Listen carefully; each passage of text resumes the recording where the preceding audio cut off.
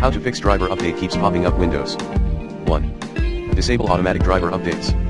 2.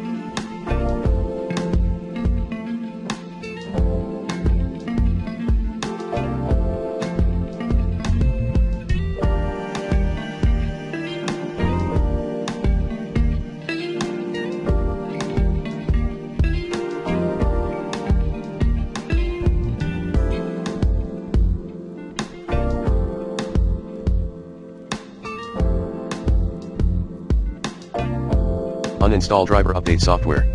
3.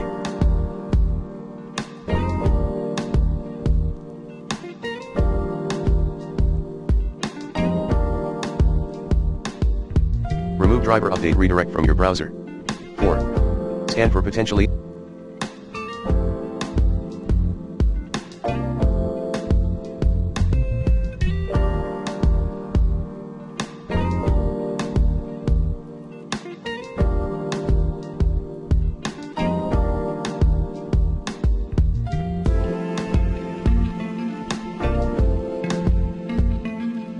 unwanted programs or PUBs.